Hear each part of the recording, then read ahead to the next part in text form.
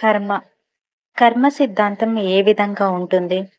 కర్మ చేయడం వలన మానవుడు తన అస్తిత్వాన్ని, తన ఉనికిని కోల్పోతున్నాడు. అయితే కర్మలు చేయటం మంచి కర్మ, చెడు కర్మలు 2 ఉంటాయి.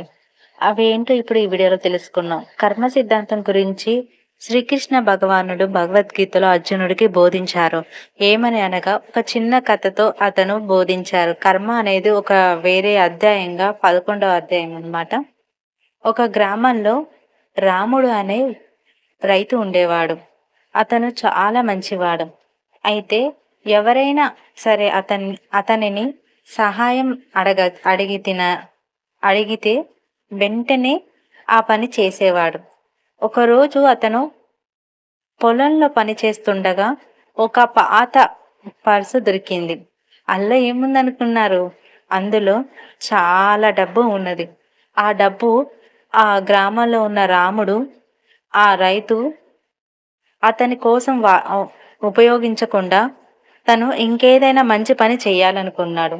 ఏమి ఏమి చెయ్యాలనుకున్నాడంటే ఆ రాముడు అంటే ఆ రైతు ఆ డబ్బు తనదిగా చేసుకోకుండా, మనమైతే ఏంటి, డబ్బు దొరికితే దేవుడి దయ వల్ల మనకు డబ్బు దొరికింది, ఈ డబ్బు మనం తీసుకుని చక్కగా ఏ పనులైనా మనము తీర్చుకోవచ్చు, మన అప్పులున్న మనకి తొలగిపోతాయి అనుకుంటాం. కానీ ఆ రైతు ఏం చేశాడో తెలుసా అండి? ఎందుకని అతను ఆ విధంగా చేశాడంటే కర్మ. అతని కర్మ అనేది తను తిరిగి వస్తుంది కాబట్టి అతను అది ఆలోచించాడు.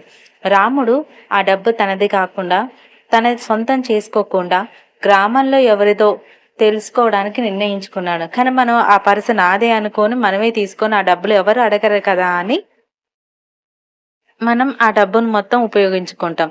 కానీ ఆ రైతు అలా చేయలేడు. చివరికి అది ఒక పేద వృద్ధుడిది, అంటే ఒక పేద ముసలివాడిదని తెలిసింది అతనికి. ఆ వృద్ధుడు తన జీవిత పొదుపు, అంటే మనం పొదుపు చేస్తూ ఉంటాం. మన జీవితాంతం అంతో ఎంతో డబ్బు అంతా పొదుపు చేస్తూ ఉంటాం.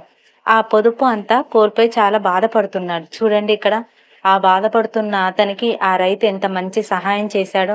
అదే మనమైతే ఆ డబ్బు మనకి దేవుడు కల్పించాడు అనుకొని అది ఎవరిదో అని తెలుసుకోకుండా ఆ కర్మ అనేది ఇంకొక పాపం మన అకౌంట్లో, అంటే మన ఖాతాలో జమ చేసుకోరుల సొమ్ము కానీ మనం ఆశించకూడదు. 1 రూపాయి కూడా మనం ఆలోచించకూడదు. అది చాలా తప్పు. ఈ రోజు నువ్వు ఏదైతే రూపాయి ఆశించావో రేపటి రోజున వాళ్ళకి ఖచ్చితంగా రుణం అనేది నువ్వు చెల్లిస్తావు. అది ఎప్పటికైనా కర్మ అనేది వదిలిపెట్టదు. చెప్తున్నాను కదండి, మనం చేసే మంచి చెడులు అనేది ఎప్పటికైనా మన వెంటాడుతూనే ఉంటాయి. అది చీకటిలా మనని కమ్ముకుంటాయి అన్నమాట. రాముడు అంటే ఆ రైతు వెంటనే అతన్ని ఓదార్చాడు. అతను ఓదార్చి, ఎందుకు పెద్దాయన ఏడుస్తున్నారు? మీ పర్సు ఎక్కడికో పోలేదు, నా దగ్గరే ఉంది. మిమ్మల్ని వెతుక్కుంటూ మీ డబ్బులు మీకు తీసుకొని మీ దగ్గరికి ఇవ్వటానికి వచ్చాను అన్నాడు. అప్పుడు ఆ వృద్ధుడు ఎంతో సంతోషించాడు. ఎందుకంటే తన జీవితాంతం పొదుపు చేసిన డబ్బు ఒక్క క్షణంలో పోతే ఎంత బాధ ఉంటుంది. అతనికి కూడా అదే బాధ కలిగింది. అయితే ఆశీర్వదించాడు, నీకు ఎప్పుడు మంచే జరుగుతుంది అని. కొన్ని రోజుల తర్వాత రాముడి పంటకు పెద్ద ప్రమాదం వచ్చింది. కానీ ఆశ్చర్యంగా ఏమిటంటే అతని పొలం మాత్రమే రక్షించబడింది, మిగతా పంటలన్నీ నాశనం అయిపోయారు. ఇక్కడ నీతి ఏంటంటే, ఇక్కడ మనం తెలుసుకోవాల్సింది ఏమిటంటే, ఇది నీ మంచి నీకు ఎప్పుడైనా సరే నీ కర్మ రూపంలో నీకు తిరిగి వస్తుంది. ఇది నీ మంచైనా చెడు అయినా అని బ్రాహ్మణుడికి ఆ గ్రామస్తులు కూడా బోధించారనమాట. ఇక్కడ మన చేసిన కర్మలే మన భవిష్యత్తును నిర్మిస్తాయి. మంచి చేస్తే మంచి ఫలితం, చెడు చేస్తే చెడు ఫలితం. కర్మ నుండి ఎవ్వరూ తప్పించుకోలేరు. అది ఎప్పటికైనా ఫలితాన్ని ఇస్తుంది. మన చేతుల్లో ఉన్నది కర్మ మాత్రమే, ఫలితం కాదు. కర్మను మార్చితే విధి కూడా మారుతుంది. ఇప్పటి జీవితం గత కర్మల ఫలితం అన్నమాట. రేపటి జీవితం నేటి కర్మల ఫలితం. ఇది ఎవరైతే తెలుసుకుంటాడో వాడు జ్ఞానుడు అవుతాడు. ఇది తెలుసుకొని వాడు మూర్ఖుడు అవుతారు. మనం మూర్ఖంగా ఎప్పుడు ప్రవర్తించవద్దు. ఎందుకంటే ఏది విత్ అయితే అదే కోత, అంటే ఇదే కర్మ సిద్ధాంతం. ఏది విత్ అయితే అదే కోత. మనం వజ్రాన్ని వజ్రంతోనే భగవంతుడు తీరుస్తున్నట్టు కర్మతోనే భగవంతుడు తీరుస్తాడనమాట.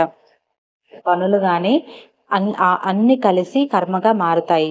కర్మ అనేది ఒక నీడ లాంటిది, ఎప్పుడు మన వెంట ఉంటుంది. అందుకనే కర్మని ఎవరి నుంచి ఎవరు తప్పించుకోలేరు. నిష్కామ కర్మే నిజమైన ధర్మం అంటారు. Sorry for background noise video. Thank you for watching.